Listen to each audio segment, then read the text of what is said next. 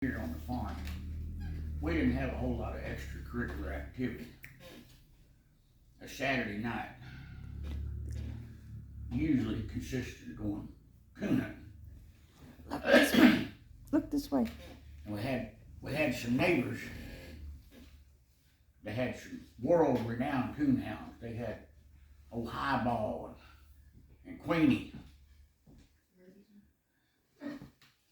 And my cousin Marcel would holler out, "Hurl!" And Uncle Versi would holler back, "Hurl!"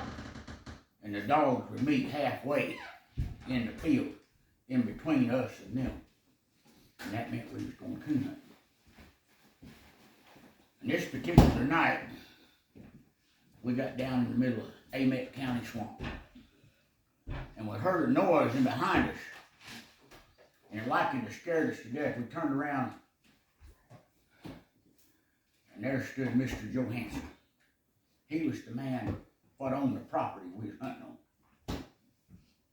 He said, "You boys done any good?" And Uncle Percy said, "Got 3 big ones." And Mr. Johansson said, "Well, y'all ought to bring your dogs and come with me and John." And I shined my carbide light and looked behind Mr. Johansson, and there stood John Eubanks. John Eubanks was a conservationist if he'd lived today. He didn't believe in outright shooting a coon. Give everything a sporting chance. Whatever you didn't like, boys, give it a sporting chance. Many a nights we went coon hunting with nothing more than a cross-cut saw. Now we could either saw the tree down or climb the tree and knock that coon out amongst that pack of hounds.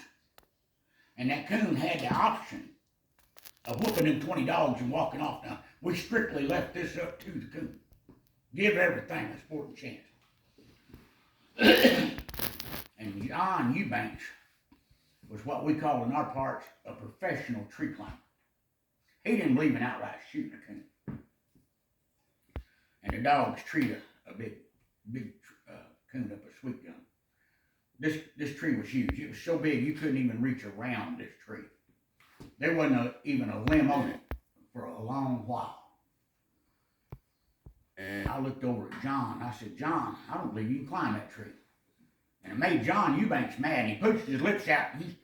He said, "Ernie said, there ain't a tree in all this county what I can't climb." And he had them Brogan shoes on, and he kicked them off, and his toenails were about an inch long, and he dug them toenails in that bark, and he climbed that tree, reached them long monkey arms around it, and he climbed that tree, went plumb up to the limb where the coon was. And he looked out on the limb, and he had a flashlight with him. He shined his light out on that limb with that coon, and he carried a stick in his back pocket, what he used to punch the coon out on in amongst them dogs. And he punched the coon. But it wasn't a coon. It was a lynx. What we call in Amet County a souped-up wildcat. And that thing attacked John Eubanks in the top of that tree. "Wow!" You could hear John squall.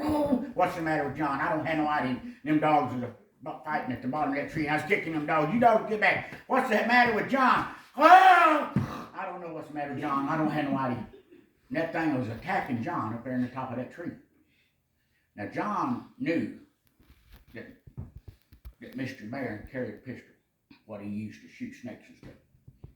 He said, "Mr. Barron," he said, "shoot this thing. Lord have mercy, shoot this thing." Mr. Barron hollered back and said, "John," he said, "I can't shoot up there. I might hit you." And John said, "Just shoot up in here amongst us. One of us has got to have some relief."